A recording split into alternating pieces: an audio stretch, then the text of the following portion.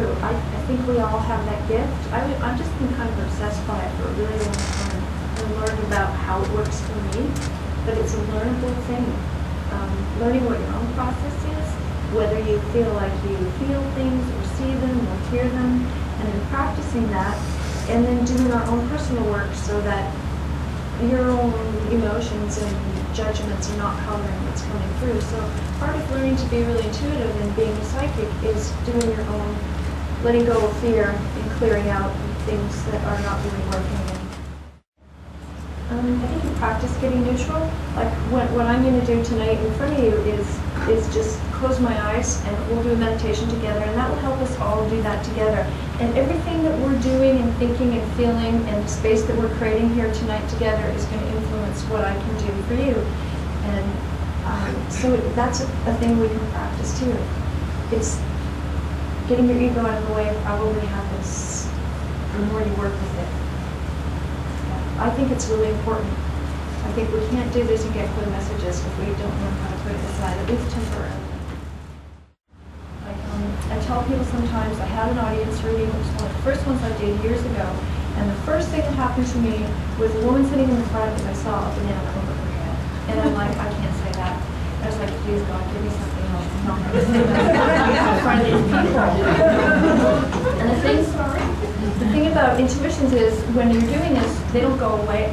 They just keep showing up until you deal with it. And I kept seeing this like 3 or 4 times. I thought, and I apologized and I said, I'm so sorry, but I see a banana over your head and I blew off. And then as soon as the words came out of my mouth though, I knew what it meant. I had this phrase in my head, someone's going bananas. Someone's afraid they're going bananas. This is about mental illness. And I just started stream of consciousness, like you pull the string, right? And I'm like, it's a man. Do you have a man name? And I would think about his name, that right there. And I was like, Toronto. Does he live in Toronto? She hasn't said a word yet. And Toronto. And I'm like, has he been in the hospital? Is it schizophrenia? Yes. Is he afraid he's going to have to go back in? And she said, yes. And I said, you haven't talked to him in a few months? She said, yes. I said, you need to support him. Can you phone him? Or maybe even go down and visit him? And she said, I'm going to do it. That came from a banana. You can trust the banana. You can learn to do this. You have to have confidence in those wacky feelings, the song in your head, the sore toe, the weird thing that you have when you meet somebody. Just jot it in a notebook and just go, okay, when I was feeling, I started thinking about the Beatles when I met this person. Just write it down. Even if the things that make no sense, those are the intuitions. They have a different quality than our normal thoughts, and even than other people's thoughts, but that's the thing we would talk about in the class. We don't have too much time to do that tonight.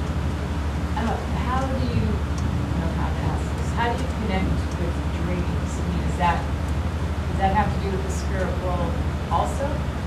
I think so. I sort of follow Jeremy Taylor's, he's a Unitarian minister who wrote a book about dream interpretation.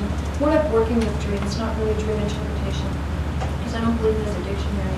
Like, oh, I dreamt of a black car, that means like an illness or something.